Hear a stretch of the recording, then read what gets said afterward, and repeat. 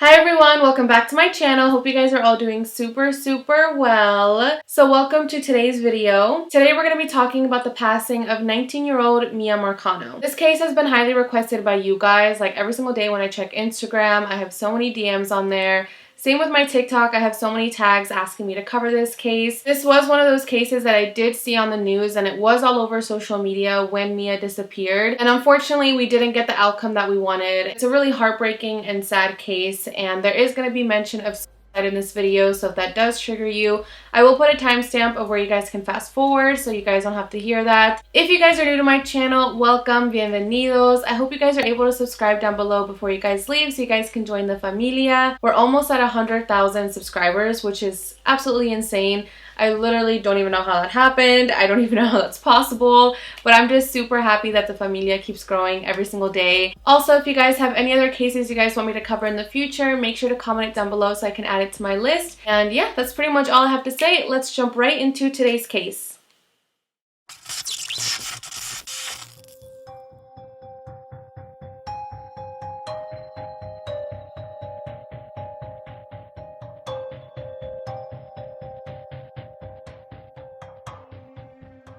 So Miya Marcano was born on April 26, 2002. So her family describes her as being a Jane of all trades, so she had a lot of interests. So she was interested in modeling, pageantry, cheerleading, dancing, horseback riding, and so many other activities, so it seemed like she could kind of do it all. They also say that she excelled in everything she set her mind to, so she won numerous pageants, cheerleading events, and she was a junior queen of the band for several years. So no matter what it was, Miya put her all into everything that she did. She also really loved to travel, and she was able to travel to Dubai, the Bahamas, Canada, Trinidad, Mexico, and so many other cool places. So Miya graduated from the Flanagan High School in 2020, and soon after, her dreams of enrolling into the University of Central Florida came true. She completed a few semesters there, and then she transferred to Valencia College in Orlando to continue her education in sports medicine. So fast forward to September 2021, Miya is currently 19 years old and is a sophomore at Valencia College. She also lives at the Arden Villas apartment complex, and she works there at the leasing department.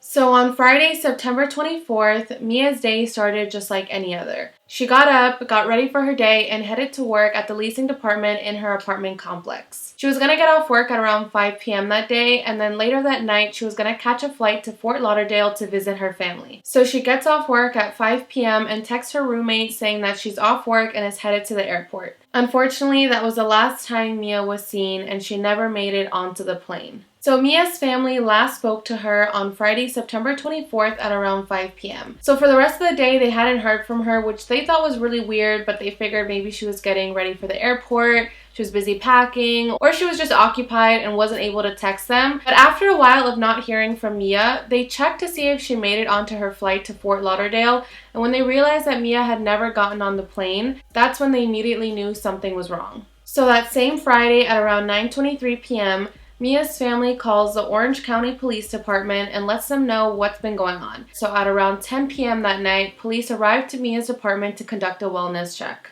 So when Deputy Paulino arrived, he said that he tried to go into Miya's bedroom door, but that it was locked. So he went on the outside to look at the window inside of Miya's bedroom, and when he looked inside, he says everything seemed normal, nothing looked out of place, it didn't look like there was some type of struggle. Nothing appeared weird to him. However, I've seen other reports saying that when police arrived to Miya's apartment, the front door was blocked by a mini fridge, and that when they went inside, it looked a little bit chaotic. There was blood on her bed, and it did look like there was some type of a struggle. And it also looked like her bedroom window had been tampered with.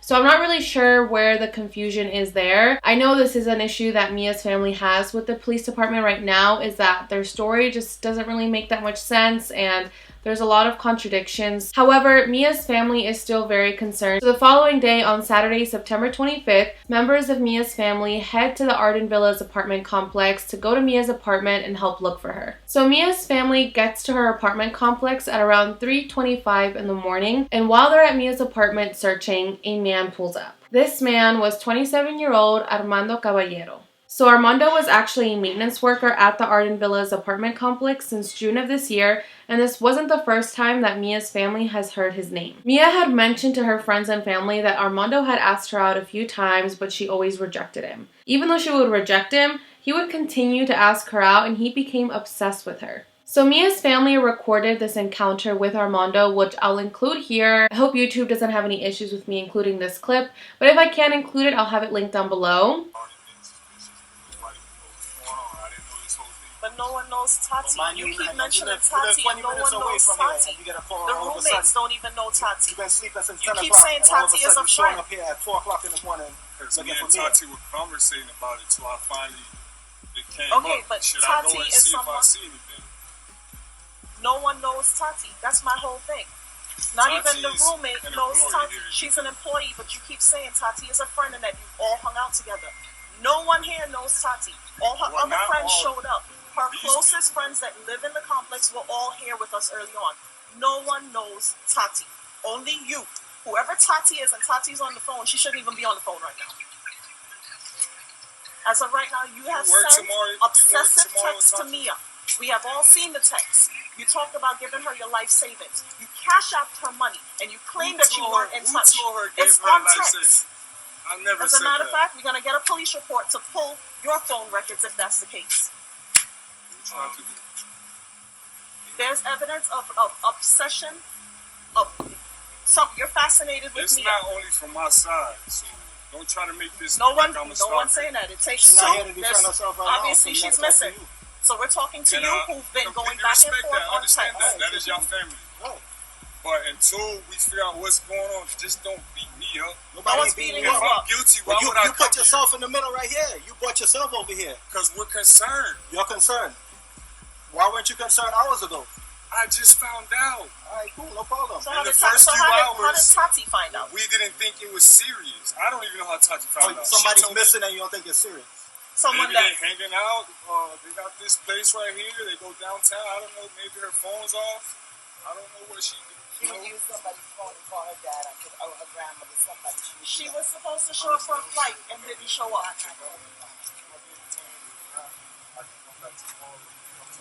Officer, can I ask you a question?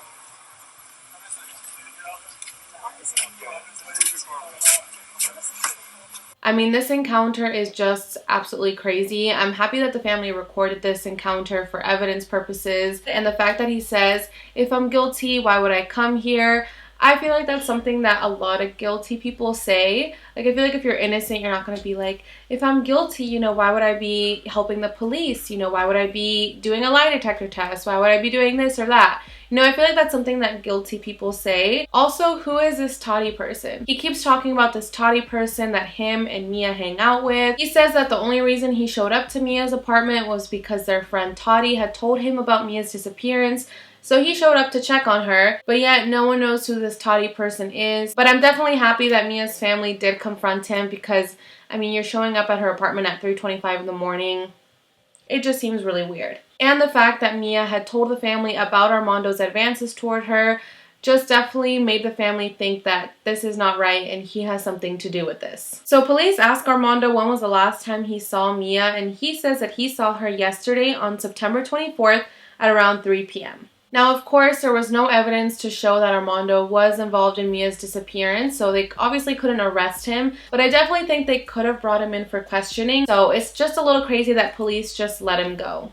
So anyways, police continue on with their investigation, and they discover that a maintenance master key fob was used at Miya's apartment on Friday, September 24th at 4:30 p.m. This was 30 minutes before Miya was scheduled to get off from work. They checked with the apartment complex to see if Miya had put in a maintenance request for that day, and Miya had never scheduled a maintenance request. So whoever had this master maintenance key fob went into Miya's apartment complex without her permission. So, who has access to a maintenance master key fob?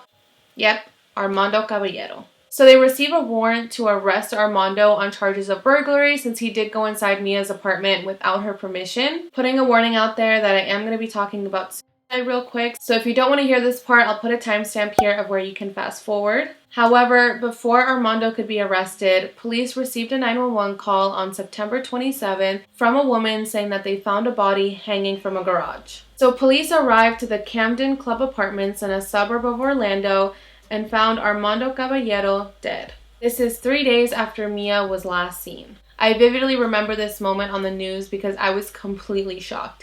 I mean, police's #1 suspect is now dead from suicide.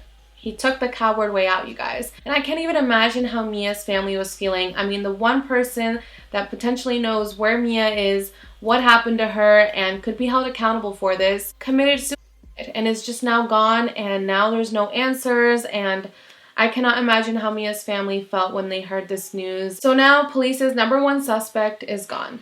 They have no new leads. They don't have anyone else that they were looking at. So now they kind of have to start from scratch, begin their investigation again, and try to find Miya. So they continue with their investigation. And there was also a bunch of search parties that were being held. So people were looking through like rivers, through forests. The family also did a really great job of keeping Miya's name in the public eye. They were using social media to bring awareness to Miya's disappearance. And that's actually how I heard about it in the first place. I think I saw it on Twitter. There was even a reward put up for $15,000 for anyone that could bring any information to help find Miya. So I feel like a lot of people had hopes that Miya would be found, but after they found out that Armando had killed himself, I feel like a lot of people started to lose hope.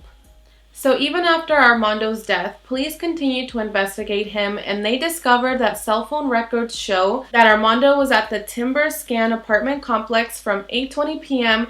to 8:40 p.m. on the day Miya went missing. So Armando had once lived at that apartment complex, so police are wondering, okay, why did you go back and what were you doing there for 20 minutes? So on Saturday, October 2nd, police head to this apartment complex, and in a wooded area nearby at around 10:40 a.m., police find a body. They checked the victim's purse, and it revealed that this was in fact 19-year-old Miya Marcano. She was found bound with black duct tape on her feet and her hands. She also had duct tape over her mouth. She was wearing jeans, a bra, and a robe. Inside her purse, they found the shirt that Miya was last seen wearing. So the body wasn't officially confirmed to be Miya's until Tuesday, October 5th, and when they confirmed her body, they also said that there was no indication that there was sexual assault of any kind, and the cause of death has still not been determined by the medical examiner. I cannot even imagine how Miya's family felt when they found out about this. I mean, when this was announced on the news and all over social media, everyone was completely heartbroken. I mean, we're strangers. Like, we don't even know Miya. So I can't even imagine how Miya's family and friends, you know, the people that knew her personally, felt when they heard this news. It was just not the outcome that everyone wanted. So now people were wondering what happened. You know, how are we actually going to know the full story if the two people that can tell us what happened are no longer here with us? So this is what police think. They think that Armando was in fact obsessed with Miya. So maybe he just snapped, he hit a breaking point, so he decided to use his master key to enter Miya's apartment at 4:30 p.m., 30 minutes before he knew that she was going to be home from work. He hid inside her apartment, and at 5 p.m. when Miya arrived home, he attacked her. They're still trying to determine if Miya was alive when Armando and her left the apartment complex, and they haven't really released any more details on that. So, I mean, she was just coming home from work. She didn't think that an employee of her apartment complex where she worked and she lived and should have felt safe was going to abuse his power and enter her apartment without her permission. Maybe this wasn't the first time that he entered Miya's apartment without her knowing. I mean, it is just so scary that this man was just giving a master key and he could just enter anybody's apartment whenever he wanted to. And this wasn't the first time that Armando had done something similar to this. 6 months earlier, when Armando was working at a different apartment complex, a 23-year-old woman came forward to police and let police know that someone had smashed her bedroom window with a 5-pound weight.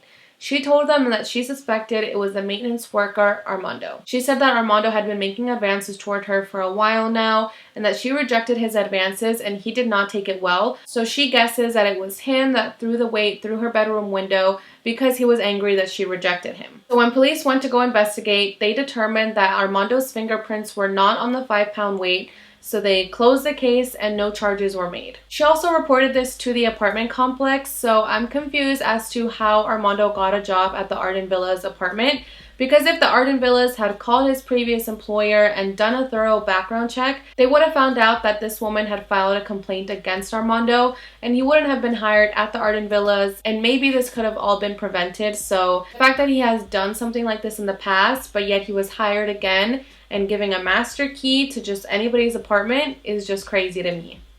So it was also revealed through a heavily redacted 4-page incident report from the Orange County Sheriff's Office that Mia's roommates had told police on September 25th that Armando had been stalking Mia, sending her unwanted text messages and harassing her. So if police knew about Armando's obsession from Mia's family and from her roommates and her friends on Saturday, September 25th, why didn't they take Armando in for questioning? At least bring him into the police station, put a little pressure on his back, ask him about these messages. So Mia's family is very upset with police over this redacted incident report and are demanding the unredacted version, as well as photographs of the crime scene, body cam, and dash cam footage from the police when they went to go check on Mia. The family has every right to be upset over this. The fact that this guy Armando has done something like this in the past and Arden Villas still hired him means they didn't do a thorough background check on him. They didn't call his previous employers. They just didn't do what they needed to do to make sure that whoever they were hiring was a good person,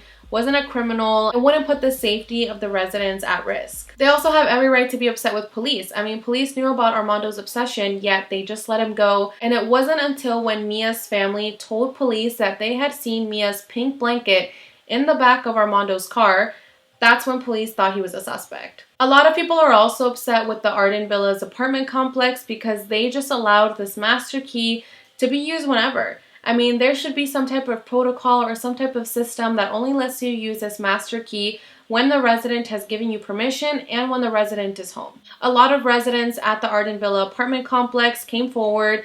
They sent the Arden Villas a detailed list of all the requests and demands that they want them to make in order to make sure that everyone feels safe. I'm happy that the residents are speaking up, and this has kind of just brought forward a discussion between social media of, how safe are we in our apartment complexes? How safe are we in our homes? What can apartments do to make sure that everyone feels safe and that something like this doesn't happen again? So, it's a good conversation to have, and hopefully more apartment complexes put tougher security measures in place. So the Arden Villa complex actually released a statement saying that all potential employees are vetted through a national background check service and that no records of burglary or sexual assault were found in Armando's check. Either way, the family filed a wrongful death lawsuit against the apartment complex and against Armando. They claim that they did not do enough to protect their daughter. The only way Armando was able to get into Mia's apartment was through the access that was given to him by the Arden Villas apartment. If they had done a more thorough background check on Armando,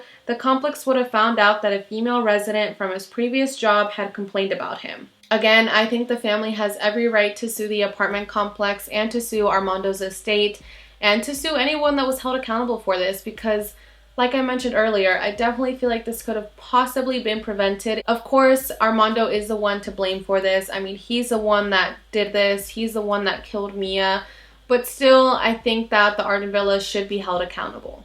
So Mia's funeral was held on Thursday, October 14th at the Copper City Church of God in South Florida. The family also created the Miya Marcano Foundation, which is a nonprofit organization that's primary focus is to ensure that Mia's death was not in vain and to prevent families of missing persons from enduring what they did. Some of their objectives are to educate the community about safeguards that they can take to ensure they are as safe as possible and develop a law that protects residents by limiting who has access to their homes and allows them to break leases if they feel unsafe. So I will be making a donation to this foundation, and I encourage you guys to do so if you can. If not, maybe just share this foundation on your social media platforms to bring more awareness to it and to help out Mia's family as much as you can.